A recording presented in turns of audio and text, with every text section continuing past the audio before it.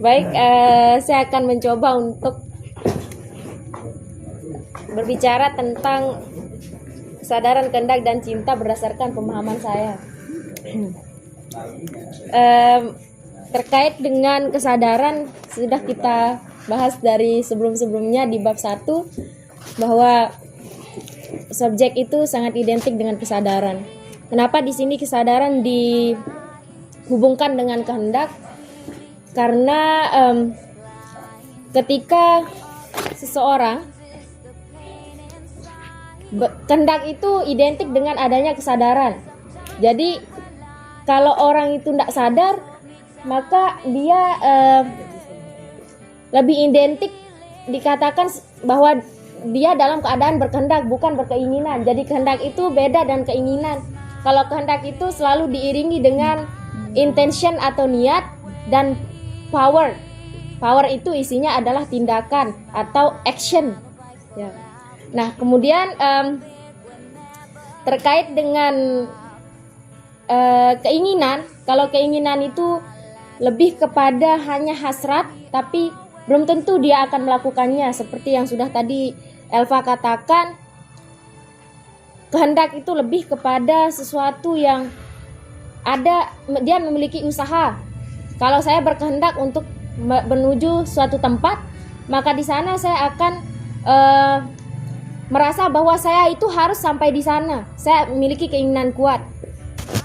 Nah, kemudian lanjut kepada kehendak dan kebebasan. Ya.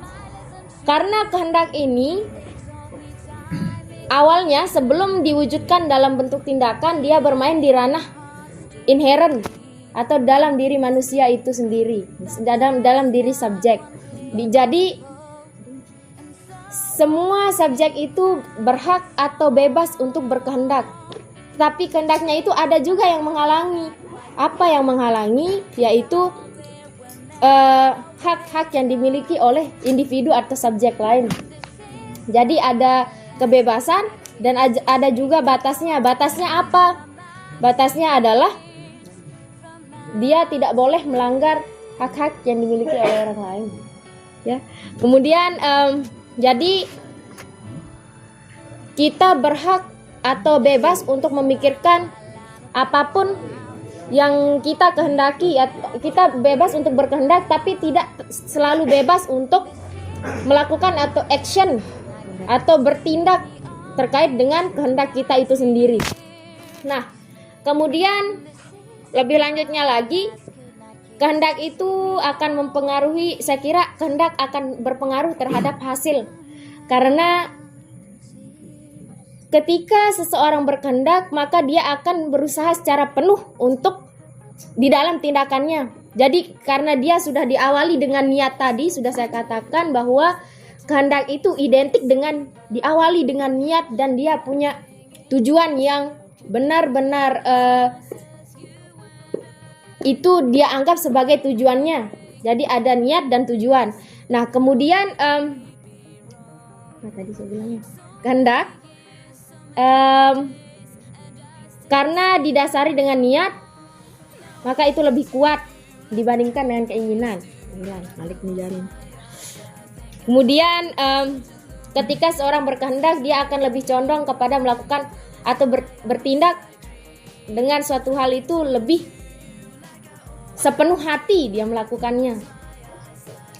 Kaitannya dengan contohnya ya, kehendak itu kadang saya bisa katakan bahwa berkehendak dengan dipaksa oleh subjek di luar dirinya itu berbeda. Jadi ketika ada unsur keterpaksaan dalam melakukan sesuatu dan dia tidak berkehendak atau rela bahwa ada yang memaksa dia melakukan sesuatu, maka itu akan mempersulit dirinya sendiri untuk mencapai tujuan. Tapi jika dia berkehendak atas apa yang dipaksakan seseorang atau subjek lain terhadap dirinya, maka dia akan menikmati prosesnya itu sendiri atau tindakan yang sedang dia lakukan, dan itu akan lebih menghasilkan sesuatu yang memiliki esensi. Ya.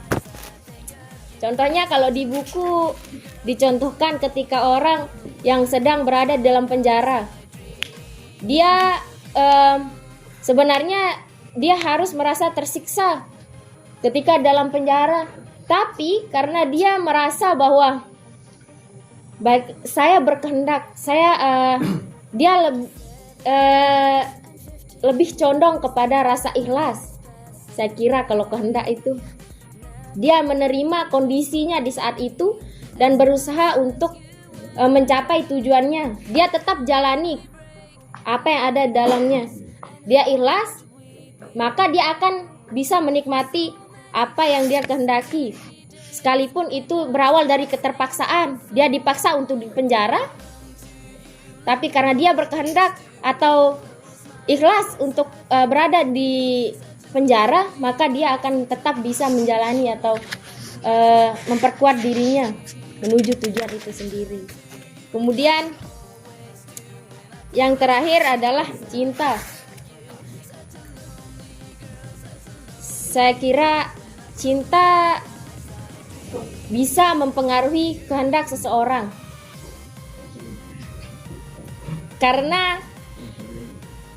dikatakan di sini bahwa ketika seorang cinta terhadap sesuatu, bahkan itu bisa merubah kepribadian orang itu sendiri.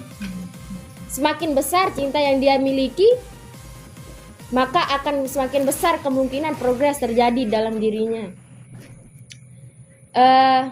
Apa ya lagi tentang cinta? Ya. Mungkin itu dah dulu dari saya.